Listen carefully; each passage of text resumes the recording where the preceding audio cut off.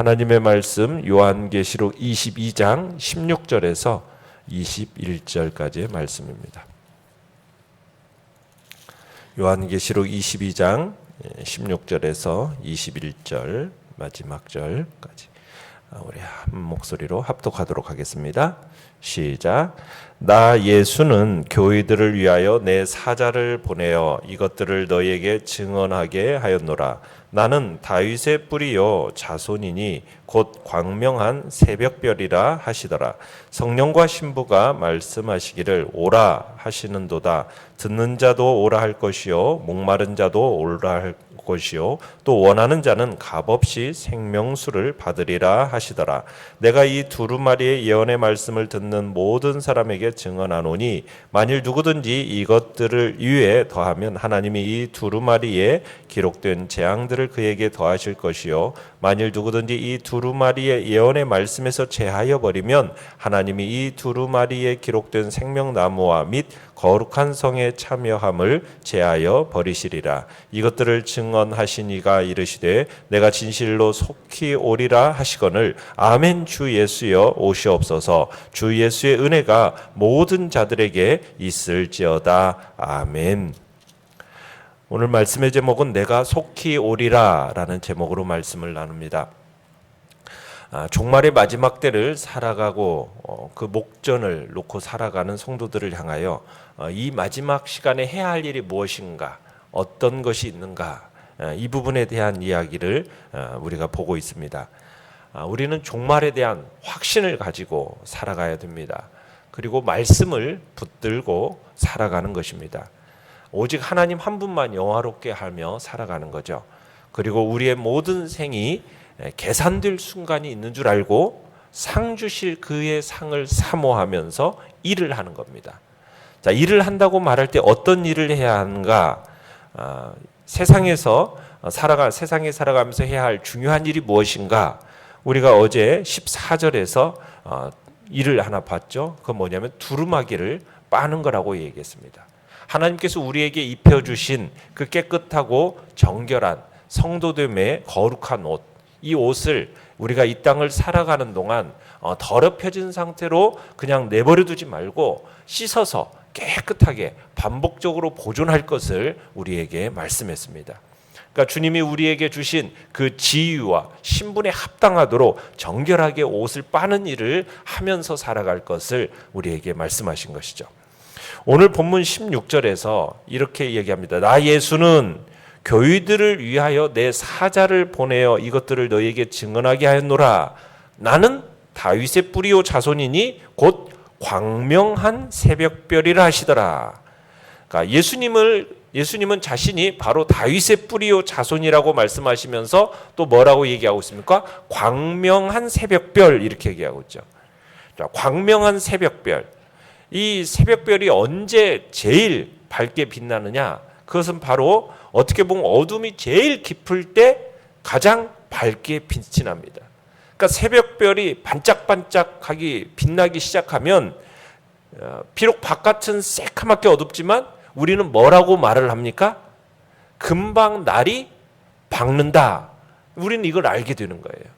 그러니까 주님은 지금 옛 시대를 끝내고 어둠과 모든 거짓과 우지무매함, 이거 우지무매함을 다 끝내시고 이제는 진리를 열어서 지각을 알게 행하시는 분. 어둠이 가득한 이 세상에 그 어둠이 끝이 아니라 이제 광명한 새벽별의 때가 가깝다라는 것을 이렇게 우리에게 알려주시면서 사람들을 불러 모으시는 그런 때가 되었음을 얘기하는 겁니다. 그래서 두 번째로 우리가 이 땅에서 살아가면서 해야 할 일이 뭐냐? 마지막 날 그분이 오셔서 우리를 평가하시고 그리고 일한 대로 상을 주실 때 우리의 한 일이 무엇이냐? 첫 번째는 옷을 부지런히 빤 것이었고 두 번째는 뭐냐면 17절의 일입니다. 17절을 같이 한번 읽어보죠. 시작. 성령과 신부가 말씀하시기를 오라 하시는도다. 듣는 자도 오라 할 것이요 목마른 자도 올 것이요 또 원하는 자는 값없이 생명수를 받으라 하시더라. 자, 뭘 하는 거냐면 이 광명한 새 시대를 향해서 사람들을 초대하는 겁니다. 밤이 어두우면 어둘수록 우리가 해야 할 중요한 일이 뭐냐? 우리가 해야 될 것은 어두워서 사람이 지금 다 더듬으면서 그렇게 살아가고 있는 이 시대에 오고 있는 새로운 시대가 있다라는 그 상징, 광명한 새벽별이 오고 있다라는 것을 사람들에게 가르치고 사람들을 초대하라는 거예요. 어떻게 초대하라고요? 간단하죠. 17절에 뭐라고요? 사람들로 하여금 초대할 때 오라 하면 된다. 오라. 뭐 다른 말 하지 말고 오라라는 거. 오라. 그러니까 우리가 사람들에게 할 수 있는 가장 중요한 게 뭐냐? 여기에 빛이 있으니 오라, 초대하라는 거죠. 내가 보들고 깨달은 그 진리의 영광을 인해서 사람들을 그 진리 안으로 불러오는 것. 그게 우리가 해야 할 일이라는 겁니다. 누구를 초대하라고 17절에서 얘기하고 있습니까? 듣는 사람들을 오라 청하라는 거예요. 목마른 사람들 오라 청하라는 겁니다. 누구든지 원하는 사람들은 아무도 가리지 말고 오라 청하라는 겁니다. 그러니까 우리가 이 땅을 살아가면서 사람들을 주님의 그 광명한 새벽별 같은 주님의 품으로 불러오는 일들을 우리가 해야 합니다. 이게 가장 가치 있고 복된 일입니다. 그러니까 영혼들을 주님께로 데려가는 거죠. 그러니까 하나님이 우리에게 주신 은사와 능력을 따라서 사람들을 섬기는 겁니다. 그래서 우리가 마지막 날에 가보면은 가장 영화로울 게 무엇이겠습니까? 우리 자신 스스로를 위해서는 끊임없이 두루마기를 빠는 일이요. 또 하나의 일은 광명한 새벽별 되시는 예수 그리스도께로 사람들을 오라 하고 초대하는 일이라는 겁니다. 이것이 우리가 마지막 말세 때에 살아가면서 우리가 해야 할 일이라는 겁니다. 그 일을 따라서 하나님께서 상을 주신다는 거예요. 그 상을. 그래서 우리가 이 땅에서 가장 가치 있고 존귀한 일은 뭡니까? 사람들을 주님께로 이끌어서 인도하는 일이요. 그들을 진리 안에서 세워가는 일이 가장 가치 있는 일이요. 복된 일인 겁니다. 그 일을 따라서 하나님께서 일한 대로 내가 상을 주겠다 말씀하고 계시는 겁니다. 내용 관찰 문제 1번입니다. 예수님께서 두루마리의 예언의 말씀과 관련해 경고하신 내용은 무엇입니까? 자, 이제 말씀을 마감하면서 말세에 제일 중요한 게 뭐냐? 우리가 지금 말씀에 대한 이야기를 마지막에 계속 하고 있어요. 자, 말세를 삭는 성도에게서 제일 중요한 게 말씀입니다. 말씀. 그런데 말씀에 대한 하나의 중요한 경고를 오늘 하고 있는 거죠. 그게 뭡니까? 18절, 19절을 보시면은 18절에 내가 이 두루마리의 예언의 말씀을 듣는 모든 사람에게 증언하노니 만일 누구든지 이것들 위에 뭐하면? 더하면, 여기다가 덧붙이면 하나님이 이 두루마리에 기록된 재앙들을 그에게 더하실 것이요. 만일 누구든지 이 두루마리의 예언의 말씀에서 뭐하면? 제하여 버리면, 빼버리면 하나님이 이 두루마리에 기록된 생명나무와 및 거룩한 성에 참여함을 제하여 버리시리라. 이 말씀에다가 절대로 더하거나 빼거나 하는 일을 하지 말라는 겁니다. 말씀을 의도적으로 왜곡하면 두루마리에 기록된 이 생명나무와 거룩한 성에 참여할 수가 없게 된다는 겁니다. 요한계시록에 기록되어 있는 말씀, 여기에 다른 것을 덧붙이지 말라는 겁니다. 더하면은 어떻게 된다는 겁니까? 천국에 못 들어간다는 거예요. 구약과 신약의 종결의 말씀인 이 계시록만 가리키는 게 아닙니다. 신구약 전부를 가리키는 거예요. 이 말씀에다가 아무것도 더하거나 빼지 말라는 겁니다. 우리가 사는 이 시대는 끊임없이 덧붙이려고 합니다. 아니면 빼버립니다. 얼마나 많은 사람들이 이 진리의 말씀에다가 덧붙이는지 몰라요. 하나님의 말씀은 완전한 말씀입니다. 계시의 말씀인 성경은 66권으로서 더 이상 보완이 필요가 없습니다. 여기에서 계시는 종결이 되었고 계시는 완성이 되었어요. 여기다가 덧붙일 내용이 없어요. 완성된 이 계시의 말씀을 통해서 우리는 하나님의 음성을 듣는 거예요.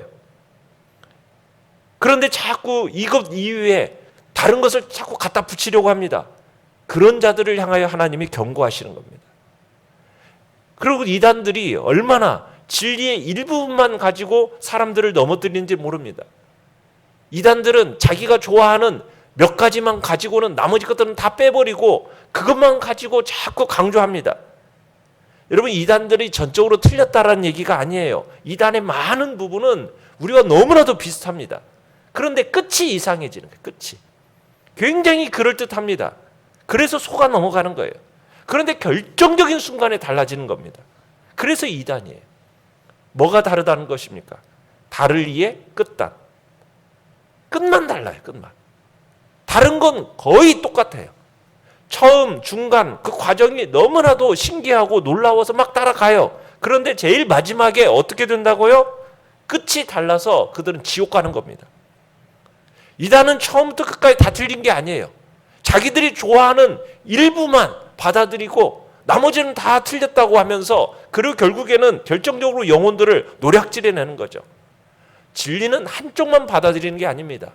우리는 66권 전부를 진리의 말씀으로 받아들이는 것이고 여기에다가 덧붙여서도 안 됩니다. 완성된 이 계시의 말씀, 이 말씀 안에서만 우리는 하나님이 쳐놓은 그 울타리 안에서, 이 울타리 안에서 우리가 넘어가서도 안 되고 거기서 빼서도 안 되는, 우리는 그 자리 안에서 머물면서 하나님의 뜻과 하나님의 음성을 분별하며 살아가는 삶을 살아야 된다는 얘기입니다. 내용 관찰 문제 2번입니다. 예수님께로부터 비롯된 증언의 내용은 무엇입니까?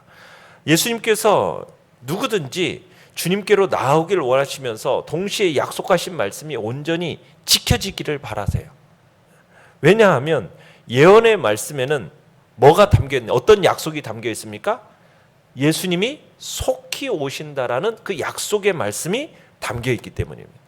20절을 보시면 이것들을 증언하시니가 이르시되 내가 진실로 속히 오리라 하시거늘 아멘 주 예수여 오시옵소서. 이 아멘 주 예수여 오시옵소서라는 뜻의 헬라어 단어가 마라나타입니다. 마라나타. 초대교회 성도들은 이 마라나타라는 말을 성찬 예식을 행할 때 공식적인 기도문으로 사용을 했어요. 고난과 핍박 가운데 살아가는 성도들이 뭐라고 말합니까? 아멘, 주 예수여 어서 오시옵소서, 이렇게 말하는 겁니다. 우리의 마음속에 주님의 이 말씀이 들려야 됩니다. 사랑하는 자녀들아, 내가 속히 갈 테니 염려하지 말아라, 근심하지 말아라. 이 땅에 있는 핍박과 수고와 고난과 통과해야 할 많은 아픔과 미래에 대한 막연한 공포와 두려움 때문에 흔들리지 마라. 내가 속히 갈 테니 믿음으로 조금만 기다려라. 주님이 말씀하시는 겁니다. 그러면 우리는 주님의 이 말씀 앞에 우리는 어떻게 반응해야 됩니까? 주님, 속히 오세요. 나는 신랑 되신 당신과 떨어져 있는 이 시간이 가장 고통스럽습니다. 주님 앞에 합당하지 않아서 정말 흘리는 수많은 눈물과 이 육신의 한계로 말미암아 탄식하면서 아파하는 이 짐, 주님이 오셔서 정말 벗는 줄 알기 때문에 주님 속히 오셔야 합니다. 여러분, 이에 대하여서 우리는 어떻게 반응해야 된다고요? 어서 오시옵소서. 어서 오시옵소서. 연구와 묵상 문제 3번입니다. 예수님의 약속이 초대교회의 위로가 되었던 이유는 무엇입니까?